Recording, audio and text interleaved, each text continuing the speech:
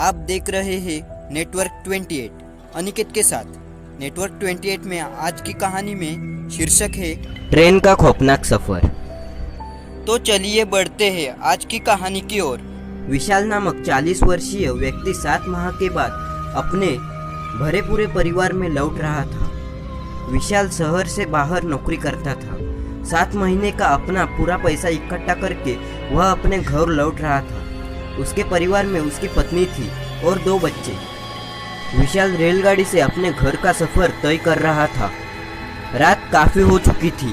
Train में सवार सभी लोग अपनी अपनी बर्थ पर सो रहे थे, मगर विशाल के आंखों में नाम मात्र को नींद नहीं थी। इसका सबसे बड़ा कारण उसे घर जाने की खुशी थी।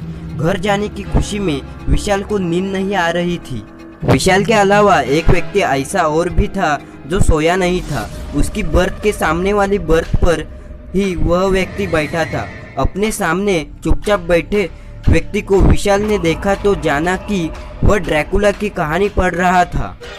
विशाल को लगा कि उसके सामने जो व्यक्ति बैठा है वह किताब पढ़ने के माध्यम से अपना वक्त बिता रहा है। शायद उसे भी नींद नहीं आ रही है। विशाल को लगा कि वह क्यों ना अपने सामने बैठे व्यक्ति से बातचीत करने में अपना समय गुजारे। इसी इरादे के साथ विशाल ने उसे पुकारा, भाई साहब। किताब पढ़ रहे व्यक्ति ने उसकी आवाज को अनसुना सा करके उस पर कोई ध्यान नहीं दिया। भाई साहब। दूसरी आवाज पर उसने किताब नीचे करके विशाल को सपाट दृष्टि से देखा। उसके चेहरे पर भी सपाट भाव ही थे। इस बार विशाल तनिक संकोच के साथ बोला, मैंने आपको डिस्टर्ब तो नहीं किया? नहीं। सामने बैठा व्यक्ति सपाट स्वर में बोला। विशाल मुस्कुराकर उससे बातों का सिलसिला जारी रखते हुए बोला, आपका नाम क्या है? सूर्य प्रताप, वह बोला। ओह। विशाल ने हलक से सांस छोड़ते हुए कहा कि क्या आप भी अपने घर जा रहे हैं? नहीं, सूर्य प्रताप ने पूर्ववत स्वर में कहा। तो फिर आप अपने घर से कहीं और जा रहे हैं? विशाल ने मुस्कुराते हुए सामान्य स्वर में कहा। प्रताप ने उसे इस नज़र से देखा मानो वह कुछ ना कहना चाहता हो। विशाल चेहरे से ऐसा प्रकट करने लगा मानो बराबर संकोच कर रहा हो। फिर बोला, मैं आज 7 महीने बाद अपने घर वापस लौट रहा हूँ। अपने परिवार से मिलने की खुशी में मुझे नींद नहीं आ रही है, इसलिए मैंने सोचा थोड़ा आपसे बात ही कर लूँ। प्रताप कुछ ना बोला।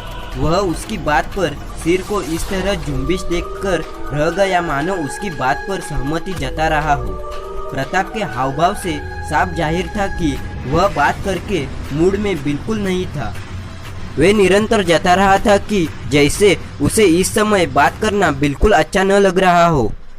मगर आज तो जैसे विशाल चुप रहने के मूड में बिल्कुल नहीं था। वह बातों को बढ़ावा देते हुए बोला, भाई साहब, क्या आप भूत प्रेतों पर विश्वास करते हैं? हाँ। प्रताप अपने छोटे से उत्तर में बात को पूरा किया।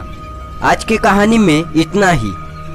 आगे की कहानी देखने के लिए नेटवर्क 28 को सब्सक्राइब करें और बेल आइकन को प्रेस करें।